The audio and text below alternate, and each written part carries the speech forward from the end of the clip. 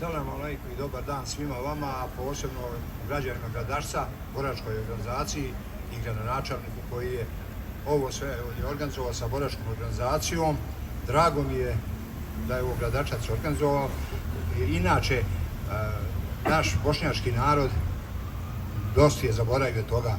Ove fotografije govore sve to šta je se sve desilo, ali pomalo zaboravljamo i zato je dobro što je to gradonačelnik organizovao ovdje u Gradačcu, da narod Gradačca vidi, jer nema prilike, ipak televizije su to malo prikažu minut, dva, ovdje mogu dobro da se udube u fotografije i u oglotu koju su nam komšije i drugi napravili ovom narodu, ni krivom ni dužnom.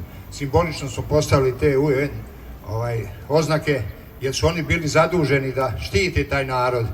Na kraju ni krivi ni dužni su stradali preko 8.000, ali nije to u prethodnoj izložbi u Tuzli, ministrica je za boračka pitanja rekla u Prijedoru preko 3.500, pa u Brčkom, pa u Zvorniku, pa u Foči, u Višegradu, na svim tim mjestima preko 3.000. Ja lično znam u Zvorniku 3.500 ljudi je stradalo, a ja sam svoje odradio.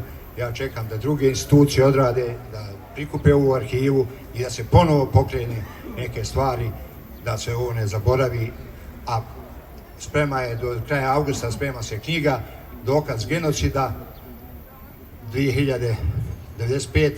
2025.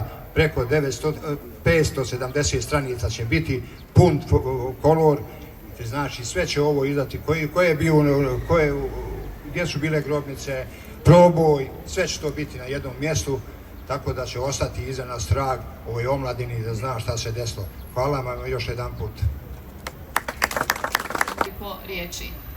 Prije nekoliko dana ovakvu istu izložbu otvorila sam u Tuzli na Trgu žrtava Srebrenice i tada sam zamolila prisutne da mi oproste kada se na ovakvim događajima ja nekako malo zaboravim. Ja često kažem kada nastupi mjesec juli, moje lice, dakle ja sam neko koji je preživio genocid u Srebrenici. Pa često kada se nasilne izložbe, koja je jedno svjedočanstvo, a slika vrlo često govori mnogo više od same riječi. Ja sam danas u Gradačcu.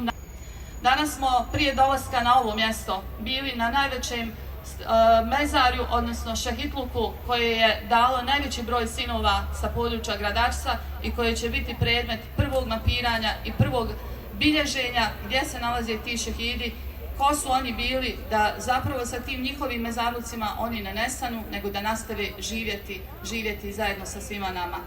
Ovo je druga lokacija na kojoj se nalazimo i zaista sam zadovoljna i sretna što mogu i danas biti prisutna tu i evo otvoriti ovu izložbu.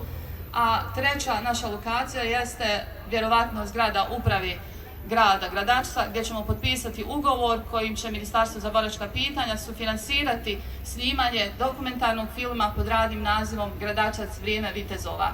Dakle, kao što sam i na početku rekla, svima je zajednički imenilac, a to je njegovanje kulture sjećanja, pamćenja, a Gradačac to zaista, kako vidimo, dostojno svakog Bošnjaka i čini.